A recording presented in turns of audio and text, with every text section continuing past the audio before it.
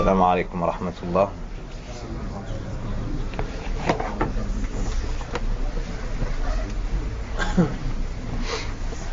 الحمد لله رب العالمين، وصل اللهم وبارك على نبينا محمد وعلى آله وصحبه أجمعين. أما بعد. Après la prière du Dhuhr, on a parlé des épreuves et de la division des gens lors de l'épreuve et des bienfaits qu'Allah subhanahu wa ta'ala accorde à celui qui se montre endurant dans l'épreuve. Et ici, bi'idhnillahi ta'ala, on va citer les causes qui aident la personne à patienter. On va citer les causes qui aident la personne à patienter et à endurer. Mais avant cela, sachez que les savants ont divisé la foi, ou certaines personnes parmi les gens de science ont divisé la foi en deux. Ibn Taymiyyah rahimahullah ta'ala a une risala qu'il a appelée As-Sabr wa Shukr, l'endurance et la reconnaissance. Et dans ce livre, il nous dit qu'Allah subhanahu wa ta'ala, quel que soit ce qu'il décrète sur son serviteur, il en fait pour lui un bienfait. Ici, il s'agit de qui? Des gens qui vont endurer et patienter. Asabahum ma yuhibbun aw ma yakrahun, qu'ils soient touchés par ce qu'ils aiment ou ce qu'ils détestent. Il a donc fait de ce qu'il a décrété un commerce, un marché où les gens vont aller faire du commerce pour voir qui d'entre eux va avoir des bénéfices et qui d'entre eux va perdre. Plus loin, il nous cite le hadith de Suhayb qui est dans le recueil de l'imam Muslim, Ajaban li amri al-mu'min. Comme est étonnante l'affaire du croyant, tout ce qui lui arrive est un bien. S'il est touché d'un malheur, il se montre patient, c'est un bien pour lui. Avant cela, s'il est touché d'un bienfait, il reçoit un bienfait, il se montre reconnaissant, c'est un bien pour lui. ثم بعد ذلك يقول الإيمان نصفان نصف صبر ونصف شكر. Ensuite, il nous dit que la foi se divise en deux. La foi se divise en deux. La moitié de la foi est l'endurance et l'autre moitié, c'est la reconnaissance. Cela car le serviteur est soit dans un bienfait, il doit se montrer reconnaissant, soit il est dans une épreuve, il doit se montrer patient. كقوله تعالى إن في ذلك لآيات لكل صبار شكور. Allah nous dit dans son livre, il y a dans cela des signes pour chaque personne patiente et reconnaissante. Allah nous dit cela dans Surat Ibrahim, dans Surat Luqman, dans Surat Saba et dans Surat Shura. Il nous dit par la suite, donc toute la religion revient à ces deux choses. Toute la religion revient à ces deux choses.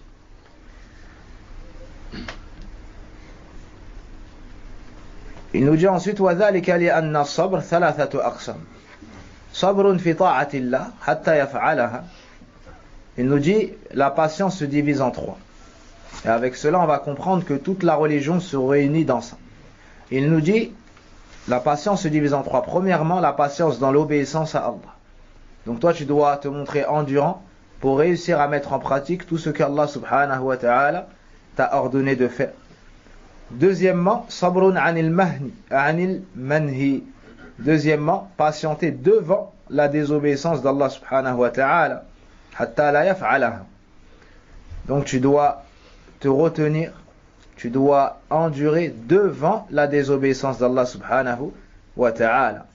Ton âme t'appelle, t'incite à désobéir Allah azza wa jal. Tes passions t'appellent et t'incitent à désobéir Allah subhanahu wa ta'ala. Al-shaytan t'embellit les choses. Et toi, tu dois te contenir afin de rester constamment dans l'obéissance d'Allah subhanahu wa ta'ala et ne pas tomber dans sa désobéissance. Troisièmement, sabrun inda aqdarillah. Troisièmement, le fait d'endurer lorsqu'Allah subhanahu wa ta'ala décrète une chose qui peut sur toi être douloureuse. Par la suite, Ibn Taymiyyah rahimahullah ta'ala s'est concentré sur le troisième point, les épreuves qui touchent le serviteur. Il nous dit que ce qui touche le serviteur se divise en deux. Les épreuves qui touchent le serviteur se divisent en deux. Soit le serviteur, c'est-à-dire les créatures n'ont rien à voir dans son épreuve, comme quoi par exemple la maladie. Soit c'est un rapport avec les créatures, comme quoi? Comme celui qui vole ton argent ou touche à ton honneur, et ainsi de suite. Il dit dans le premier, les épreuves où les créatures n'ont rien à voir dedans, il dit beaucoup arrivent à patienter. Beaucoup de personnes arrivent à patienter. Pourquoi? Car il sait que le fils d'Adam n'a rien à voir dans cela et qu'il n'aurait pu rien changer. Et que tout cela vient d'Allah subhanahu wa ta'ala directement. Par contre, lors des épreuves et du malheur qu'il le touche en rapport avec un autre fils d'Adam, une créature comme lui, il nous dit que rares sont ceux qui arrivent à patienter. Il dit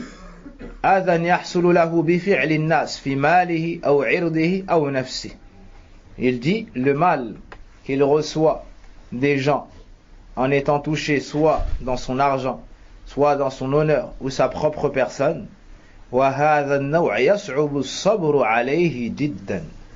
il dit cette sorte, ou bien ces malheurs qui touchent le fils d'Adam, il dit de se montrer endurant lors de ce décret-là, c'est très difficile. C'est très difficile. Pourquoi? Parce que la personne se rappelle celui qui lui a fait du mal. Et l'âme n'aime pas être vaincue. La personne n'aime pas se voir rabaisser et n'aime pas se voir humiliée. Alors, elle demande la vengeance. Ton âme te pousse à te venger lorsque tu as été opprimé, que ce soit dans ton argent, dans ta personne ou dans ton honneur.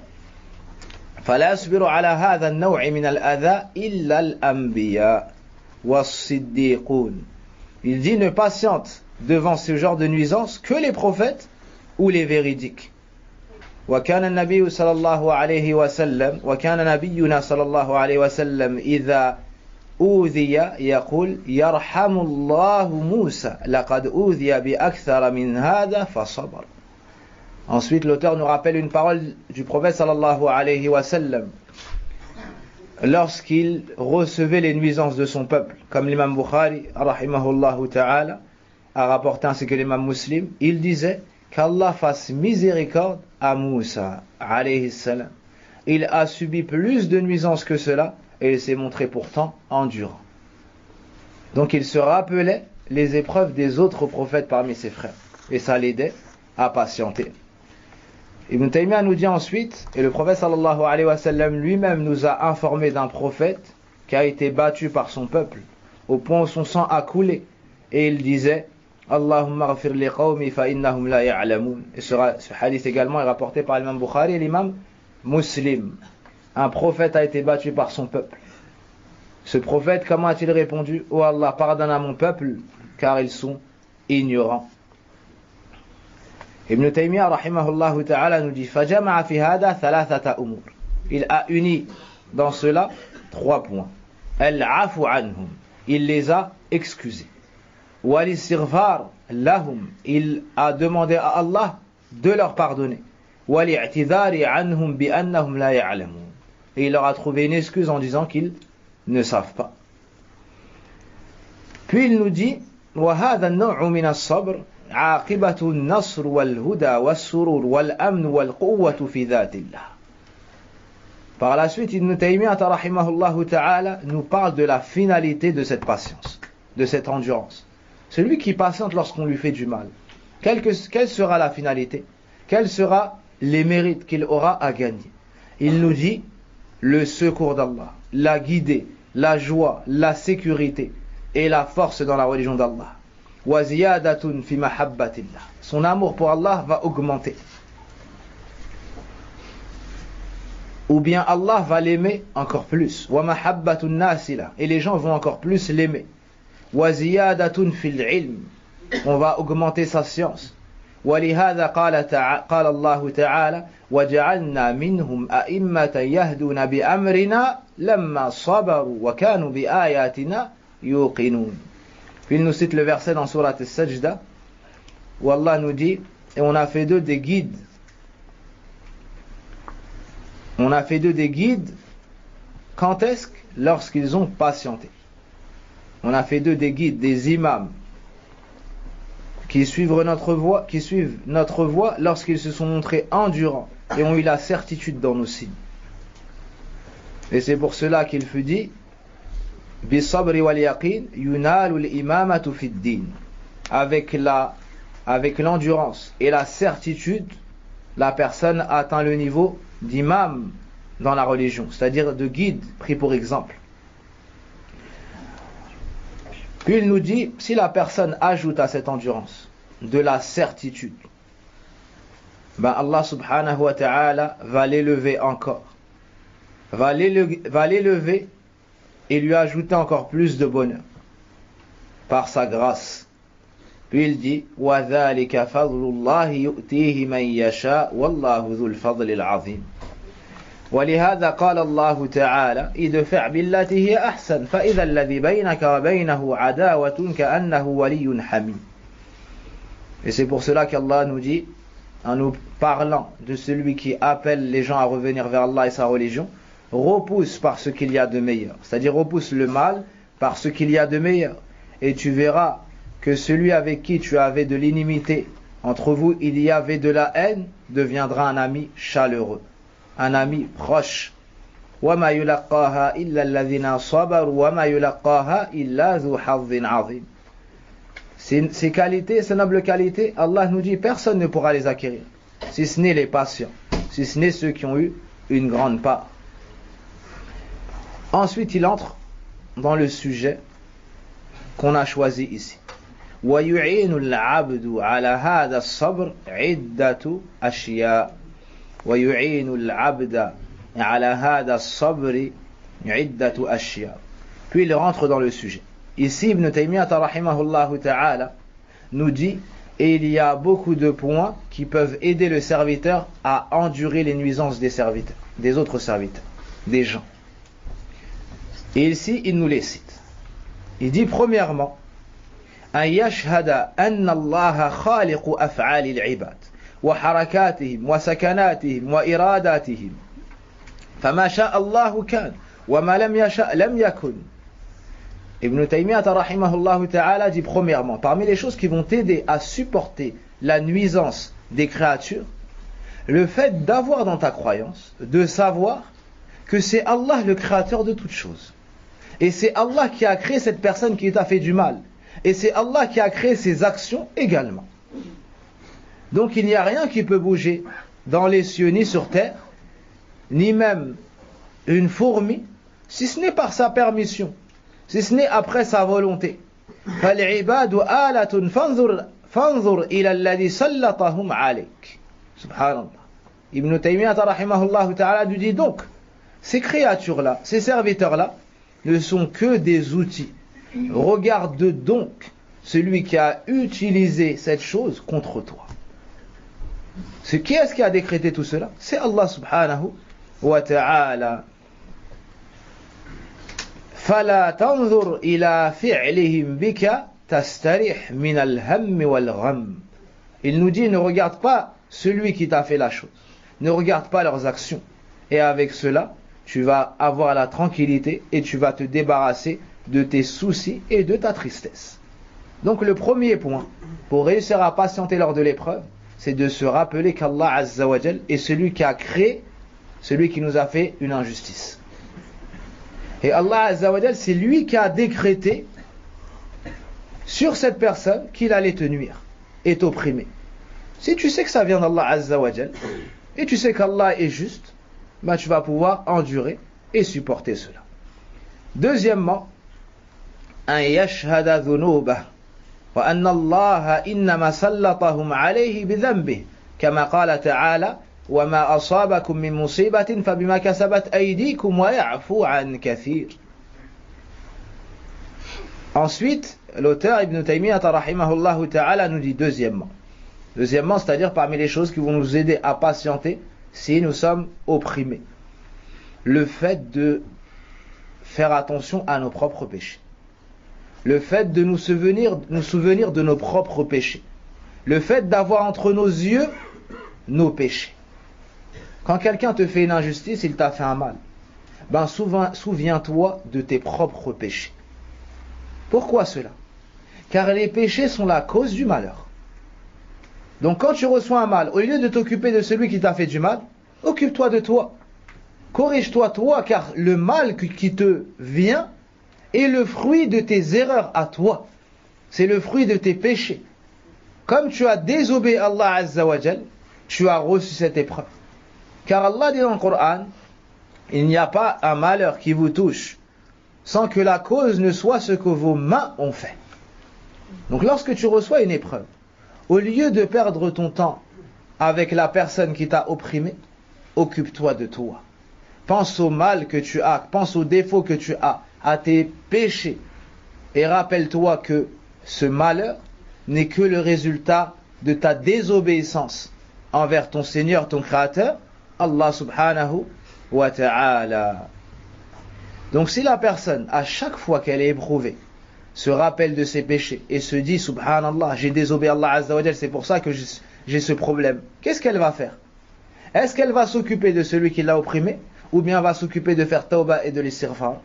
Elle va faire tawbah et de l'istighfar afin qu'Allah Azza wa Jal enlève de lui ce malheur. فإذا شهد العبد أن جميع ما يناله من المكروه فسببه ذنوبه اشتغل بالتوبة والاستغفار من الذنوب التي سلطهم عليه بسببها عن ذنبهم ولومهم والوقيعة فيهم. كلام النافس لابن تيمية رحمه الله تعالى. Il nous dit celui donc qui fait attention à ses péchés lorsqu'il reçoit un mal et se souvient que tous les problèmes qui l'ont atteint ne sont que le résultat de ses péchés et de sa désobéissance envers son Seigneur, il va s'occuper de se repentir. Il va se repentir, il va demander pardon à Allah, car il sait que la cause de son mal est ses péchés. Donc il n'aura même pas le temps et ne va même pas donner de l'importance à faire des reproches, à blâmer l'injuste, à parler sur l'injuste. وإذا رأيت العبد نعم وإذا رأيت العبد يقع في الناس إذا آذوه ولا يرجع إلى نفسه باللوم والاستغفار فاعلم أن مصيبته مصيبة حقيقية. L'auteur nous dit par la suite, si tu vois que la personne reçoit une nuisance, qu'on lui fait du mal, et il ne s'assied pas pour demander pardon à Allah, pour demander pardon pour ses péchés, sache que dans son cas à lui, son malheur, c'est véritablement un malheur. Pourquoi? Parce qu'on lui a donné une épreuve pour qu'il revienne vers Allah, et lui n'est pas revenu vers Allah et ne s'est pas repenti de ses péchés. وإذا تاب واستغفر وقال هذا بذنوبي صارت في حقه نعمة. Ensuite il nous dit par contre s'il est touché d'un malheur, qu'il se repent, demande pardon à Allah, alors cet homme-là, dans son cas, on peut dire que son malheur, en vrai c'est un bienfait. En vrai c'est un bienfait, pourquoi?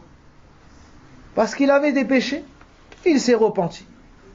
من أصيب بمصيبة فأناب إلى الله واستغفر وتاب إلى الله هذه المصيبة في حقه نعمة لأنه تطهر بسبب هذه المصيبة عن أثقاله عن ذنوبه عن معصيته عن ظلمه لنفسه فالحقيقة في حقه أنها فصارت حقيقة في حقه نعمة.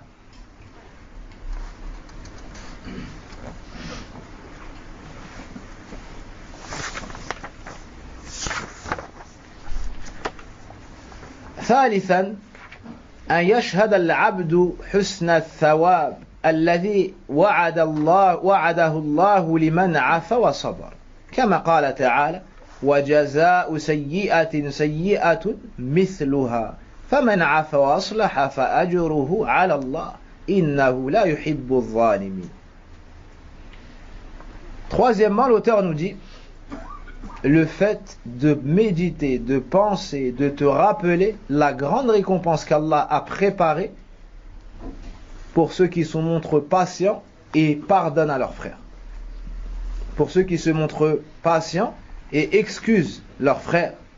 Comme Allah nous dit dans son livre, et la rétribution d'un mal sera un mal équivalent.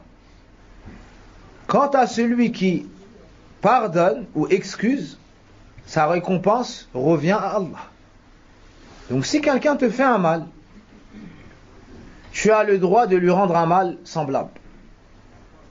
Ça, c'est la justice. Il te fait un mal, tu lui rends un mal.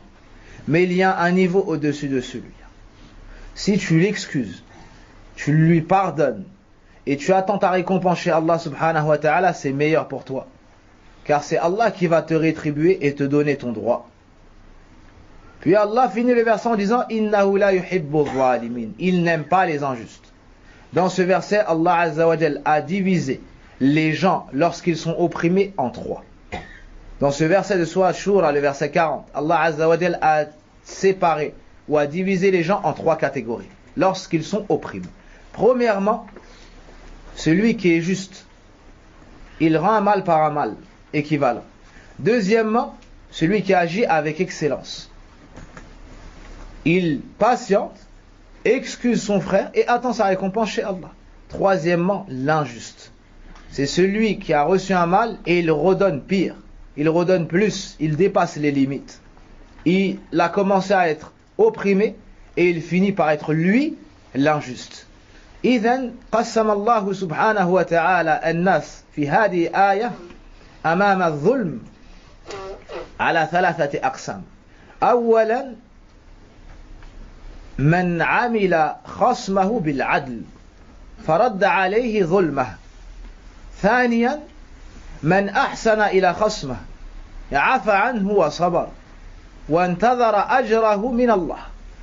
ثالثا الظالم قابل خصمه بفعل أكبر مما فعل به.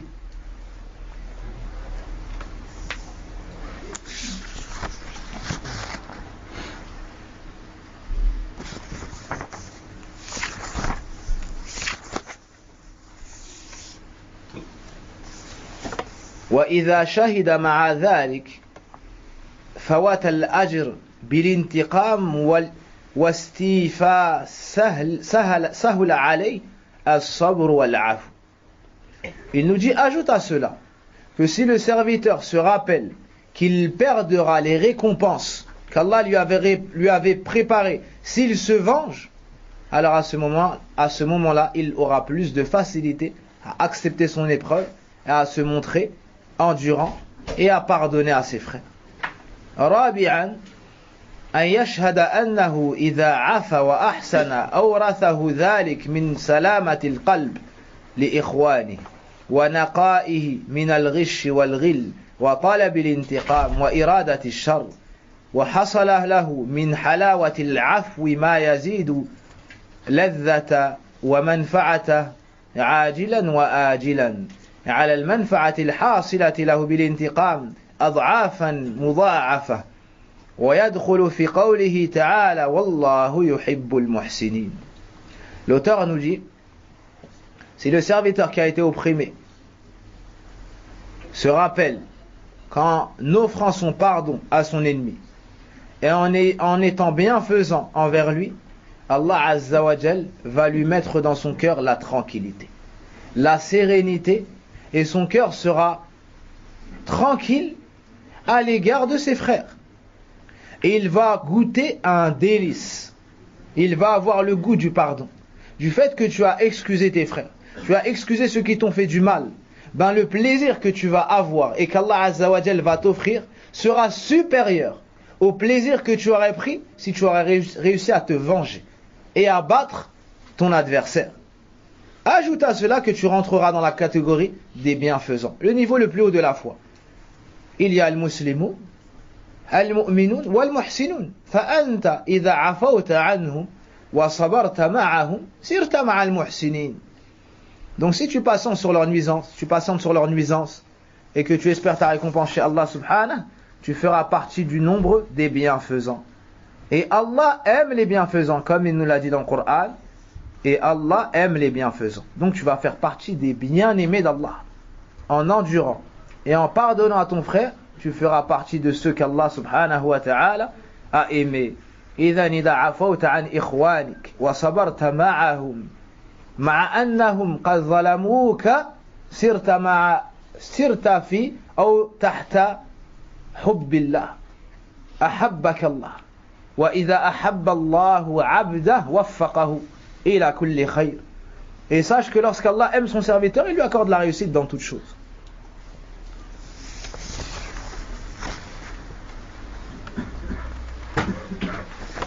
خامسا أن يعلم أنه ما انتقم أحد قط لنفسه إلا أورثه ذلك ذلا. سبحان الله. Ibn Taymiyyah rahimahullah ta'ala nous dit, et sache qu'il n'y a pas une personne qui a voulu se venger et passer à l'acte sans que cela ne lui donne par la suite l'humiliation. Il voulait se venger pour être fort, pour montrer qu'il est plus fort que l'autre. Et à la fin, c'est lui qui finit humilié. Celui qui manque de patience, il finit toujours par être humilié.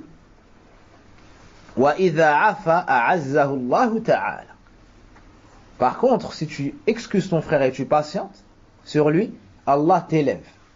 Comme le prophète sallallahu alayhi wa sallam a dit, Ma zadallahu abdan bi'afwin illa izza.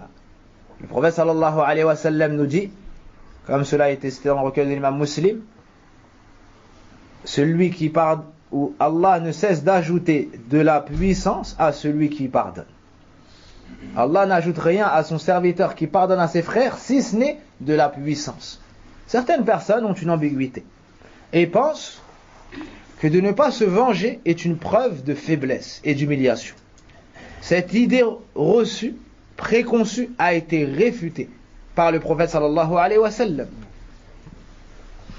en disant « Laysa ash-shadid bis-sur'a » Le plus fort n'est pas celui qui terrasse ses adversaires. Wa innama ash-shadid alladhi yasbiru ala adha'i an-nas aw yamliku nafsahu 'inda al-ghadab. Le prophète sallallahu alayhi wa sallam dit le plus fort c'est qui?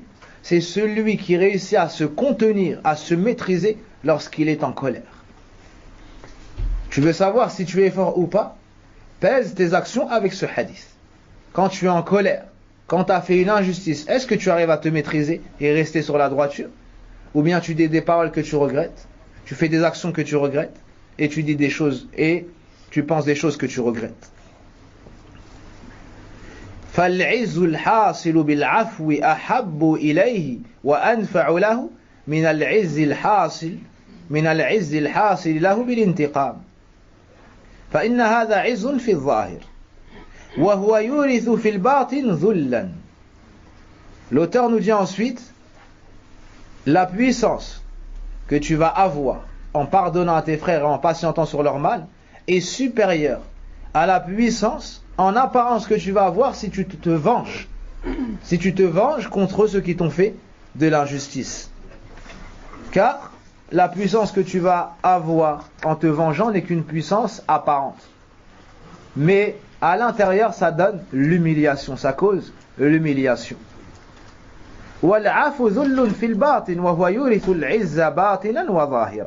Par contre, le fait de pardonner à ses frères, ça peut être perçu comme une humiliation, mais en réalité, ça n'est que puissance intérieurement et extérieurement.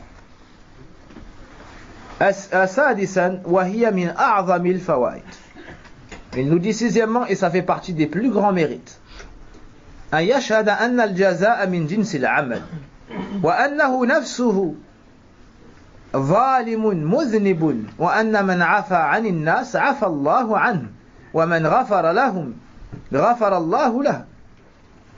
Ensuite, donc il nous dit, rappelle-toi que la rétribution que tu recevras sera en fonction de ce que toi tu faisais aux gens.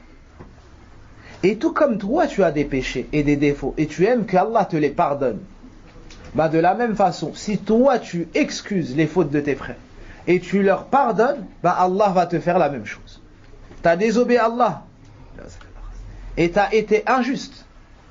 Allah Azza wa Jal a le choix et peut soit te châtier, soit te pardonner. Tant que c'est en dessous du shirk. Inna Allah la yaghfiru an yushraka bih wa yaghfiru ma duna dhalika liman yasha. فكل ما هو دون الشرك تحت مشيئة الله إن شاء عذبه وإن شاء غفر له. Donc tout ce qui est en dessous du shirk peut être pardonné par Allah Azza wa Jal. Toi tu as eu des péchés, rappelle-toi que tu as des défauts et tu as désobéi à Allah Azza wa Jal, et Allah peut te châtier et ne pas te pardonner.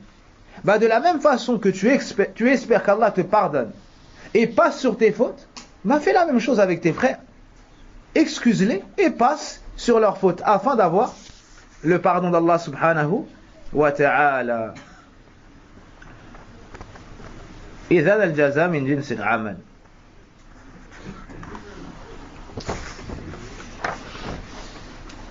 Il nous dit ويكفي العاقل هذه الفائدة.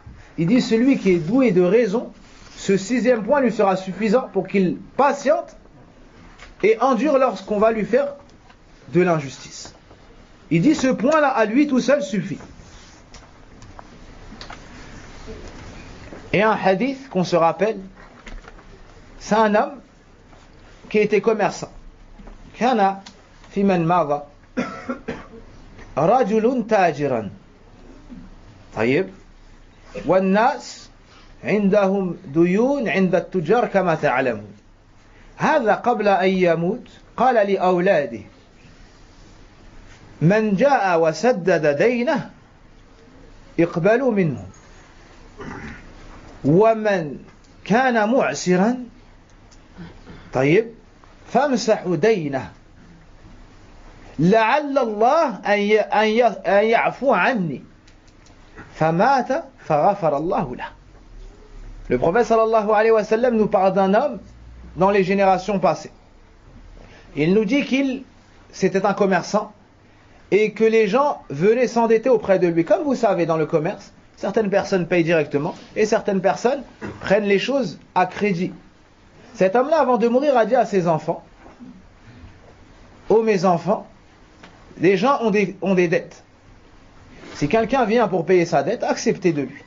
Mais s'il y a des gens qui sont en difficulté, effacez leurs dettes. Patientez avec eux ou bien effacez leurs dettes. Et j'espère par cela qu'Allah va me pardonner à moi-même dans l'au-delà. Donc pourquoi il s'est comporté comme ça avec ces gens? Parce qu'il savait que le jaza min jinsil amal. Il savait que la rétribution qu'il recevra sera en fonction de son comportement avec les gens. Il est mort et Allah lui a passé sur ses fautes. Il est mort et Allah Azza wa Jal lui a effacé ses fautes, comme a dit le prophète sallallahu alayhi wa sallam. سابعا وهذه فائدة عجيبة قال أن يعلم أنه إذا اشتغلت نفسه بالانتقام وطلب المقابلة ضاع عليه زمانه وتفرق عليه قلبه وفاته من مصالح ما لا يمكن استدراكه. L'auteur nous dit, septièmement, parmi les choses qui vont nous aider à endurer lors de l'injustice, le fait de savoir que si à chaque fois que tu reçois une injustice, si à chaque fois qu'on t'opprime, tu t'occupes de lui, tu parles sur lui, tu veux te venger, tu penses à lui, ben tu vas perdre ton temps. Pourquoi? Parce que chaque jour, tu vas recevoir une injustice, qu'est-ce que tu vas faire? Tu vas aller chercher à te venger. Toi, tu es tout seul et les gens sont nombreux. Si quelqu'un a parlé sur toi, par exemple, tu vas parler sur tous ceux qui ont parlé sur toi? Là, il y en a qui n'en valent pas la peine. Quand il y a une nécessité, tu réfutes, tu réponds. Quand il n'y a pas de nécessité, ou c'est quelqu'un qui n'est pas connu, peut-être tu vas parler sur lui, tu vas le faire. Tu vas faire en sorte qu'il soit connu. Tu le laisses. Wa amruhu ila Allah azza wa jal. طيب والله يحكم بين العباد يوم القيامة. Allah Azza wa Jal va le juger. Allah Tabaraka wa Ta'ala va te donner pleinement ton droit, ou il augmentera même à cela par sa générosité. Donc si tu t'occupes à chaque fois que tu reçois une injustice de chercher la personne, de te venger de la personne, il dit tu vas perdre ton temps et ton cœur va se diviser et tu vas perdre beaucoup de choses qui t'étaient utiles parce que tu étais occupé à te venger. ولعل هذا يكون أعظم عليه من المصيبة التي نالته من جهتهم. Il dit cette perte de temps qu'il a touchée, peut-être qu'elle sera pire et sera un malheur plus énorme que le malheur qu'on lui a fait à la base, que le mal qu'on lui a fait à la base. Car la perte du temps, c'est la pire des choses. La perte du temps, c'est la pire des choses. Un homme est venu voir Abu Ayyub as-Sikhtiyani, rahimahullah ta'ala, et lui a dit As'aluk, aw ijlis ma'ina tahaddath. Quelqu'un l'a arrêté et lui a dit est-ce qu'on peut s'asseoir une seconde? Est-ce qu'on peut parler une seconde? Il lui a dit Waqqif ash-shams, ajlis ma'ak. Il lui a dit si tu arrives à arrêter le soleil, je vais m'asseoir avec toi. Ça veut dire quoi? Yani ma fi waqt. J'ai pas le temps. Le temps, lui, ne s'arrête pas, donc moi je peux pas m'arrêter avec toi. En gros, j'ai pas de temps à perdre. Et Ibn al-Qayyim rahimahullah ta'ala ou d'autres parmi les anciens ont dit Inna daya'a al-waqt ashad min daya'a al-haya ay min al-maut. فقد الوقت أشد على العبد من فقد الحياة. لماذا؟ لأن الموت يقطعك عن الدنيا والدنيا لا تساوي شيئا عند الله. أما الوقت يقطعك عن الله. الزمان إن ضيعته ضيعت علاقتك مع ربك، ضيعت ماذا؟ الصلوات، الصوم، فعل الخيرات، ترك المنكرات. فهذا أشد. فكيف تشتغل بمن ظلمك وتترك هذه الحسنات؟ طيب. Donc le temps, certains disent le temps c'est de l'argent. Nous les musulmans on ne dit pas ça. On dit que le temps ça vaut mieux que de l'argent. Car l'argent tu peux le récupérer. Mais le temps lorsqu'il part, tu ne peux pas le récupérer. Le temps c'est la chose la plus importante que tu possèdes. La chose la plus importante que tu possèdes c'est ton temps. Car dans ce temps tu peux agir. Dans ce temps tu peux te repentir. Prenez l'exemple du Yahoudi qui travaillait pour le prophète sallallahu alayhi wa sallam. Dans sa maladie de mort. Le prophète sallallahu alayhi wa sallam l'a visité. Et il lui a dit Qul la ilaha illallah. Taïeb. L'homme a regardé son père. Son père lui a dit obéis à Abu al-Qasim. L'enfant a dit Ashhadu an la ilaha illallah. Il est mort. Le prophète sallallahu alayhi wa sallam est sorti et s'est réjoui de cela en disant Alhamdulillah, loué soit celui qui l'a sauvé par ma cause. Donc en un instant, il a bien utilisé son temps. Il a fait shahada, il est sorti de l'enfer vers Jannah. Al-waqt muhimmun jiddan. ويبين لك أهمية الوقت قصة ماذا خادم رسول الله صلى الله عليه وسلم اليهودي في مرض موته زاره النبي صلى الله عليه وسلم ووجد عنده أباه فقال له قل لا إله إلا الله أي أسلم ادخل في الإسلام. قال الغلام هكذا نظر إلى أبيه فقال له الوالد اليهودي أطيع أبا القاسم لأنهم يعرفونه كما يعرفون أبناءهم. طيب. وأبوا أن يتلفظوا بالشهادة استكبارا لأنهم لم يكن من أنفسهم كان عربيا لذا أبوا أن يشهدوا بكلمة التوحيد. طيب. هذا الوالد قال لولده أطيع أبا القاسم فقال الولد أشهد أن لا إله إلا الله ومات. طيب. دخل في الإسلام فمات.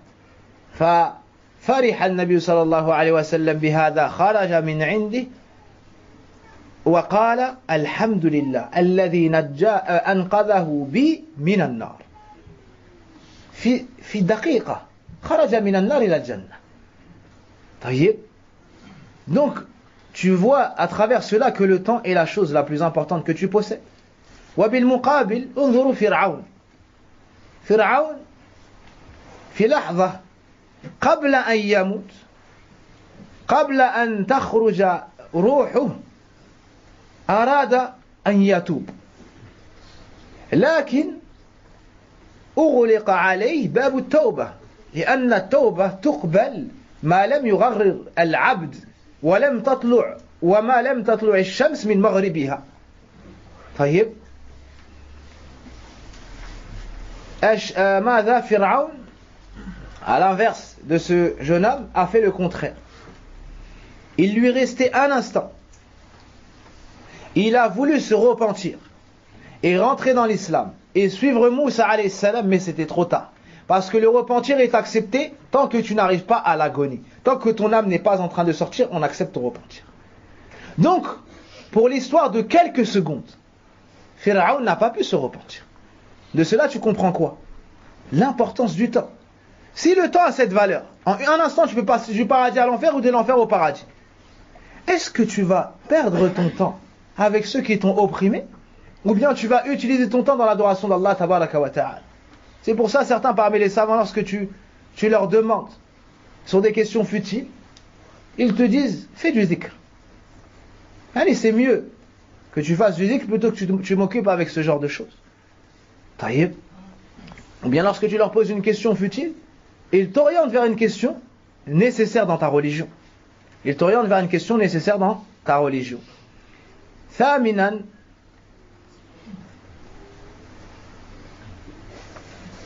al-intiqam intisarun lin-nafs. Il nous dit, le fait de te venger, tu as voulu pour cela secourir ta propre personne. Quand tu te venges, c'est pour ta propre personne. Tu as voulu défendre ta propre personne. فَإِنَّ رَسُولَ اللَّهِ صَلَى اللَّهُ عَلَيْهِ وَسَلَّمَ مَنْ تَقَمَ لِنَفْسِهِ قَطْ. Ça c'est toi. Mais il nous dit, mais le prophète sallallahu alayhi wa sallam, lui, n'a jamais fait cela. Il ne s'est jamais vengé pour sa propre personne. فَإِذَا كَانَ هَذَا خَيْرُ خَلْقِ اللَّهِ وأكرمهم على الله لم يكن ينتقم لنفسه مع أن آذاه أذى لله ويتعلق به حقوق الدين أو حقوق الدين ونفسه أشرف الأنفس وأزكاها وأبرها وأبعدها من كل خلق مذموم وأحقها بكل خلق جميل أو خلق جميل ومع هذا لم يكن ينتقم لها فكيف ينتقم أحدنا لنفسه التي هو أعلم بها وبما فيها من الشرور والعيوب بل الرجل العارف لا تساوي نفسه عنده أن ينتقم لها. Il nous dit une parole très importante.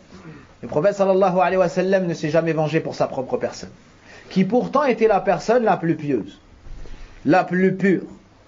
Aussi, toutes les nuisances qu'il a reçues, c'était dans le sentier d'Allah. Et cette personne-là a des droits. Et le fait de respecter ces droits, c'est un respect de la religion. Sa personne est la personne la plus noble, la plus pure, la plus pieuse, la plus éloignée de tout défaut et mauvais comportement. Celle qui mérite le plus les nobles caractères. Et avec tout cela, il ne s'est jamais vengé pour lui-même. Que dire alors de personnes comme nous? Et il dit, et on se connaît. Tu connais tes défauts. Tu connais tes faiblesses. En d'autres termes, tu sais que ta personne n'en vaut pas la peine. Tu connais son mal, ses défauts. Et la personne qui se connaît bien, elle sait que sa personne ne vaut pas le coup de se venger pour elle. تاسعا إن أوذي على ما فعله لله أو على ما أمر به من طاعته ما أمر به من طاعته ونهى عنه من معصيته وجب عليه الصبر ولم يكن له الانتقام. Il dit ensuite, toi tu as reçu une nuisance et tu as reçu un mal. Dans quel domaine? Tu étais fi sabilillah, tu recommandais le bien, tu interdisais le mal, ou une chose de la sorte. Donc tu étais dans le chemin qui plaît à Allah. Alors cette nuisance, tu l'as reçue fi sabilillah. Si tu as reçu cela fi sabilillah, qu'est-ce que tu dois faire? Quand tu es éprouvé, c'est fi sabilillah. Qu'est-ce que tu dois faire? Tu dois patienter. Tu dois endurer. Tu dois supporter. Et tu n'as pas le droit de te venger pour toi-même parce que tu n'avais pas fait ça pour toi. Tu as fait ça pour Allah subhanahu wa ta'ala. Donc si tu as été éprouvé pour Allah, fa'ajruhu ala Allah. Ta récompense, elle te reviendra chez Allah.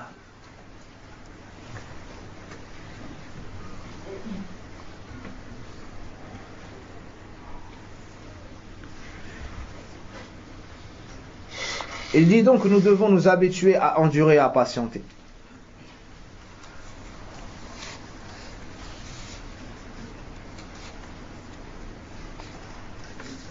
Il donne un exemple, le grand commerçant qui voyage avec sa caravane et tous ses bienfaits, et toutes ses richesses. Il veut beaucoup de bénéfices. Mais en chemin, il y a du vent, ou il y a de la pluie, et il y a la difficulté, il y a peut-être les voleurs en chemin. Est-ce qu'il dit non, je ne vais pas faire ce voyage? Il dit ça? Non, il prend toutes les précautions et fait ce voyage. Pourquoi? Parce qu'il sait qu'il aura beaucoup de bénéfices. Il va se faire beaucoup d'argent.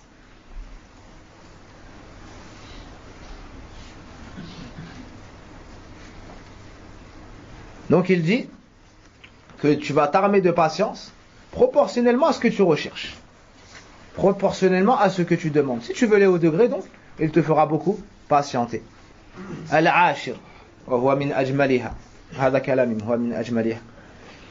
أن يشهد معية الله معه إذا صبر ومحبة الله له إذا صبر ورضاه ومن كان الله معه دفع عنه من أنواع الأذى والمضرات ما لا يدفعه أحد من خلقه قال تعالى واصبروا إن الله مع الصابرين وقال تعالى والله يحب الصابرين. Dixièmement, et probablement que c'est un des mérites les plus nobles, c'est le fait de savoir que si tu patientes, si tu endures, qu'Allah sera avec toi. Al-ma'iyya veut dire qu'Allah Azza wa Jal sera avec toi. Al-ma'iyya tanqasimu ila qismayn.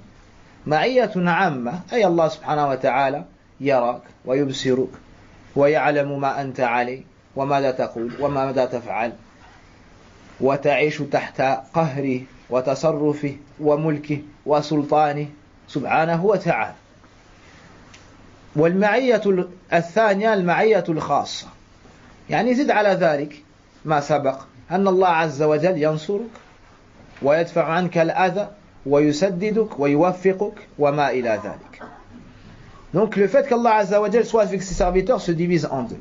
Il est avec tous ses serviteurs de manière générale, c'est-à-dire qu'il les voit, il les entend, il les surveille et rien ni personne ne peut sortir de sa volonté. La deuxième sorte de ma'iyya, c'est le fait qu'Allah subhanahu wa ta'ala soit avec toi de manière particulière. Que veut dire cela? C'est-à-dire que, en plus de ce qu'on a cité dans la ma'iyya générale, tu ajoutes à cela qu'il sera avec toi en te défendant, te protégeant. Il va t'accorder son amour, il va t'élever, il va t'accorder la droiture, il va te permettre de suivre le bon chemin après l'avoir connu, et va te maintenir sur ce bon chemin, et personne n'arrivera à t'égarer. Si tu patientes et tu endures, sache qu'Allah Azza wa Jal va t'accorder cela. Car Allah dit dans le Coran, pas endurer. Certes, Allah est avec les endurants. Allah tabaraka wa ta'ala va t'accorder son amour. Il va t'aimer. Comme il nous dit dans le Coran, et Allah Allah aime les endurants. Allah aime les endurants. Par exemple dans le Coran, أمثلة من القرآن لما هاجر النبي صلى الله عليه وسلم مع أبي بكر الصديق رضي الله عنه ودخلوا غارة لحق بهم المشركون فقال أبو بكر وهو في الغار تحتهم يا رسول الله لو نظر أحدهم تحت ماذا إلى قدمه لا أبصرنا فقال له النبي صلى الله عليه وسلم ما ظنك يا أبا بكر باثنين الله ثالثهما فأنزل الله سبحانه وتعالى آية التوبة ماذا لا تحزن إن الله معنا لا تحزن إن الله معنا إذ يقول لصاحبه لا تحزن إن الله معنا. Abu Bakr radiallahu anhu est parti avec le prophète sallallahu alayhi wa sallam lors de l'hégire de Médine de Mecca à Médine. Et Kufar Quraysh avait lancé à leur trousse des gens pour les ramener morts ou vifs et avait mis une grande rançon pour cela. Ils se sont abrités dans une grotte, c'est-à-dire Abu Bakr et Omar et le prophète sallallahu alayhi wa sallam. Kufar Quraysh ont réussi à rattraper leurs traces et sont arrivés à cette grotte qui était souterraine. Alors Abu Bakr radiallahu anhu, lorsqu'il les a entendus ou vus, a dit au messager d'Allah, si l'un d'entre eux regarde à ses pieds, il nous verra. Il nous verra. Alors le prophète sallallahu alayhi wa sallam lui a dit, que penses-tu, ô Abu Bakr, de deux personnes dont Allah est le troisième? Et Allah dit dans le Coran que le prophète sallallahu alayhi wa sallam a dit à Abu Bakr, ne sois pas triste, certes Allah est avec nous. C'est-à-dire qu'il va nous défendre, il nous voit, nous entend, il nous protégera, il ne nous arrivera rien. المثال الثاني قصة بني إسرائيل لما أمر الله سبحانه وتعالى نبيه موسى ماذا بالخروج من مدينته طيب فأسر بعبادي ليلا أمره الله سبحانه وتعالى أن يخرج من المدينة ليلا مع بني إسرائيل ففعلوا فلما علم فرعون وقومه بذلك تتبعوا آثارهم فلحقوا بهم فلما رأى بنو إسرائيل فرعون وقومه قالوا كما قال الله إنا لمدركون. ماذا أجابهم موسى؟ بماذا أجابهم موسى عليه السلام؟ قال كلا إن معي ربي. سبحان الله، قوة إيمان وتوكل على الله رب العالمين. قال كلا إن معي ربي. ماذا lorsque Moussa a reçu l'ordre d'Allah Azza wa Jal de sortir de nuit avec son peuple et que Pharaon a su cela, il s'est lancé à leurs trousses. Ils sont arrivés jusqu'au bord de la mer. C'est alors que le peuple de Moussa ont dit à Moussa alayhi salam, on est cerné de toutes parts. Alors Moussa leur a dit non, jamais il y a avec moi mon Seigneur. Le fait qu'Allah Azza wa Jal ait été avec Moussa, quelle fut la finalité? Il lui a dit de taper de son bâton la mer s'est levée et a frayé un chemin pour chaque tribu de Banu Israël, 12, ils ont traversé la mer, puis Pharaon est rentré dans la mer et Allah Azza wa Jal l'a noyé. Donc lorsqu'Allah est avec toi, il ne peut rien t'arriver. Il te défend. Pourtant, regardez la force de Pharaon et de son peuple, regardez leur nom, et regardez la faiblesse de Banu Israël.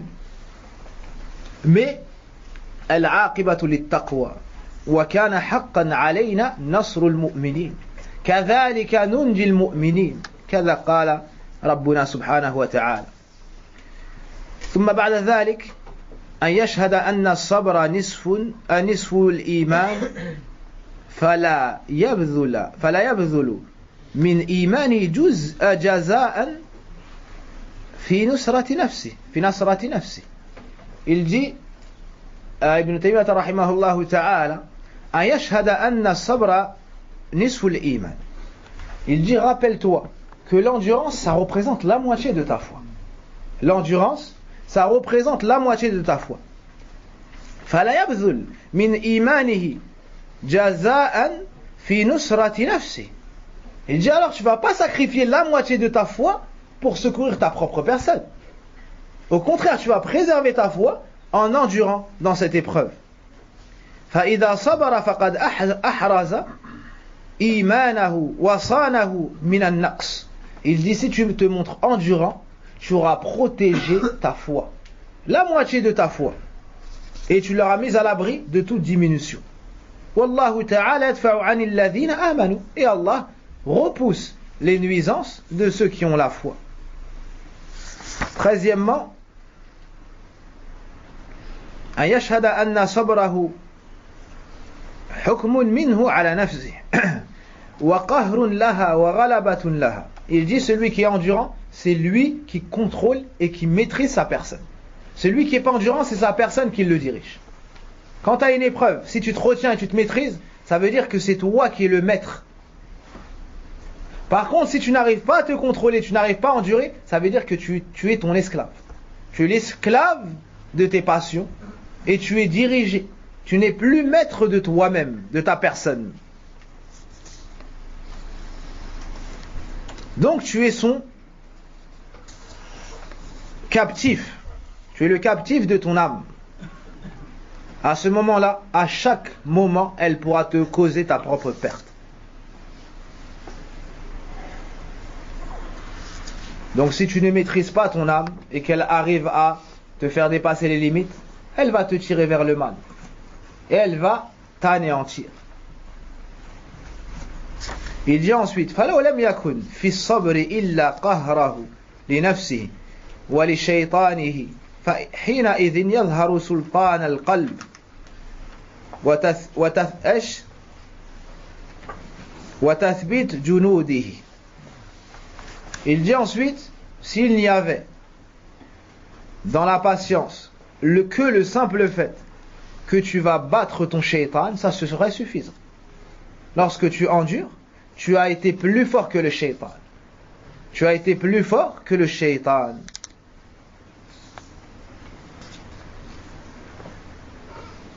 بالصبر إذن تطرد الشيطان تطرد الشيطان وهو عدوك. En patientant, en te montrant endurant, tu vas réussir à battre ton diable, qui est ton ennemi.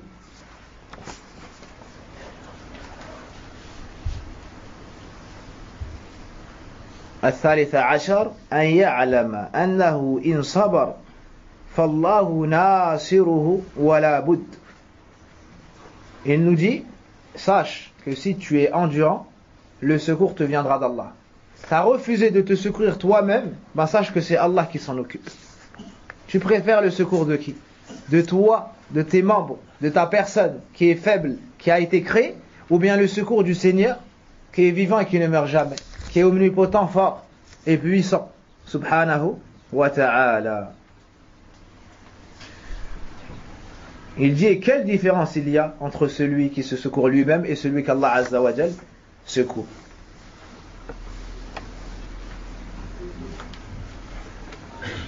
Quatorzièmement, il nous dit أن صبره على من آذاه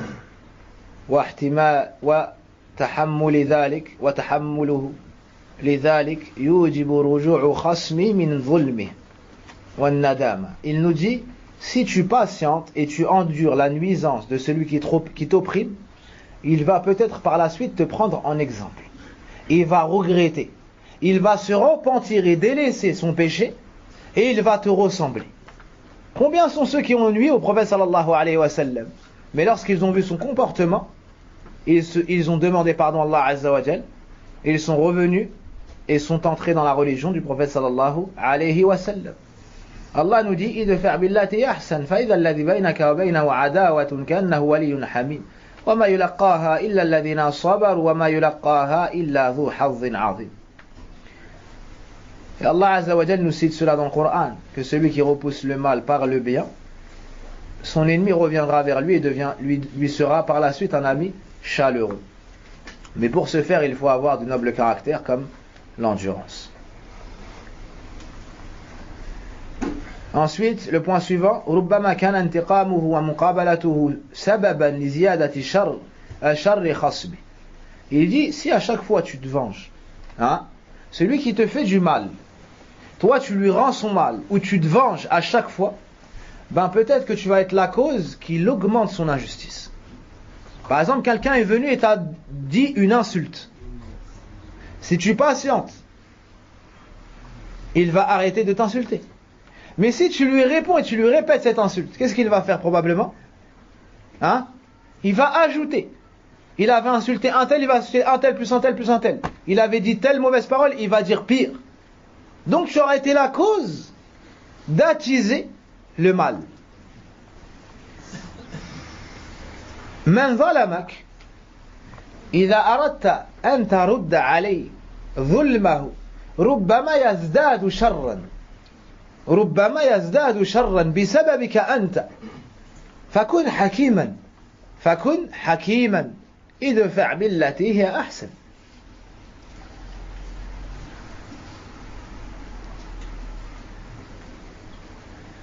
Ensuite, il nous dit أن من اعتاد الانتقام ولم يصبر لابد أن يقع في الظلم. سبحان الله رحمه الله. Il dit celui qui a l'habitude de se venger, à chaque fois qu'on lui fait un mal, il veut rendre ce mal, ben il finira par être injuste. Il finira lui par être injuste. Tu commences par être opprimé et tu finis par être injuste. Et ça arrive très souvent. Ça arrive très souvent. Lorsque tu conseilles un tel, il te dit oui mais c'est lui qui a commencé. Ça arrive ça ou pas? Ça arrive souvent. Prends, et ça c'est à l'image des enfants. Ceux qui sont comme ça en vérité sont à l'image des enfants. Il y a un petit garçon et une petite fille. La petite fille a poussé le garçon. Et le garçon, qu'est-ce qu'il fait? Il ne fait pas juste il la repousse pas seulement. Il lui met un coup de pied plus un coup de poing. Donc c'était lui qui était opprimé. Mais au final, les parents viennent et disputent qui? Ils disputent le garçon. Pourquoi? Parce que le garçon a rendu plus que ce que la fille lui avait fait auparavant.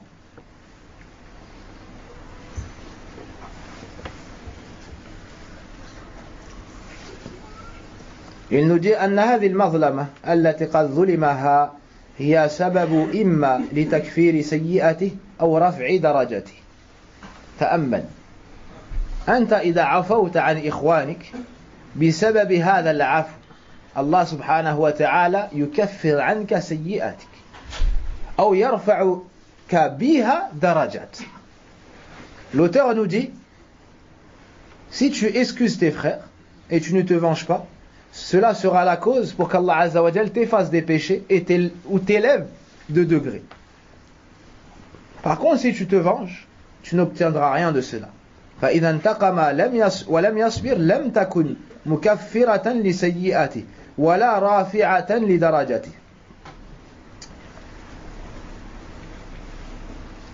Proche de la fin, il nous dit أن عفوه وصبره من أكبر الجند له على خصمه. Il nous dit l'endurance et le pardon est une des plus grandes armes que tu possèdes contre tes ennemis. Quelqu'un vient t'insulte, quelqu'un veut t'agresser et toi tu restes devant lui de marbre avec endurance, force, tu retiens ta langue, tu ne l'insultes pas. Tu as battu ton ennemi. Tu as battu ton ennemi. Sache que certaines personnes dépourvues de piété, elles viennent pour t'insulter, elles ne craignent pas Allah tabaraka wa ta'ala. Elles veulent se décharger. C'est ça qui leur donne du plaisir. C'est le dhulm et le haram. Donc elles cherchent quelqu'un pour leur donner ce plaisir. Toi, ne l'aide pas dans ce haram. Il vient, il t'insulte. Retiens ta langue. Ne vois-tu pas la feuille de papier si tu l'allumes? Taïeb. Et tu prends cette feuille pour allumer le reste. Ça allume. D'accord? Mais si elle ne trouve rien à brûler, qu'est-ce qui se passe? Elle se consume elle-même. Ça? Ben de la même façon, al-zalim, l'injuste. Si tu ne lui réponds pas, tu ne donnes pas de répondant, ben sache qu'il va se consumer lui-même et il va chercher ailleurs. Il va aller chercher ailleurs quelqu'un pour lui donner son plaisir pervers.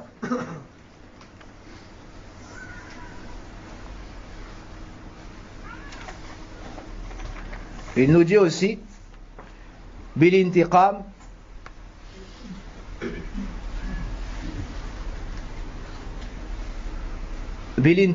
khasmuka yadhunnu annahu qad ghalabak. Il dit si tu te venges, tu parles de ton ennemi, tu vas voir ton ennemi, tu veux te venger de ton ennemi, pour lui il a gagné.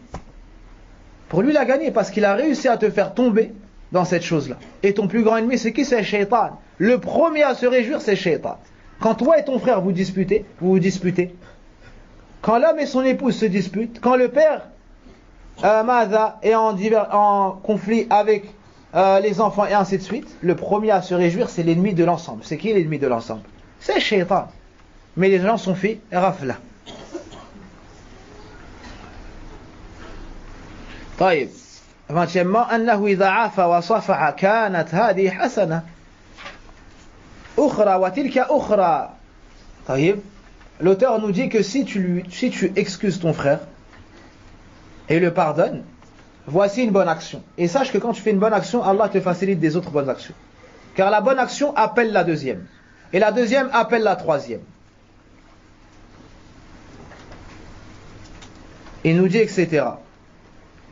Donc tes hasanat ne vont faire que d'augmenter. فلا تزال حسنات في مزيد.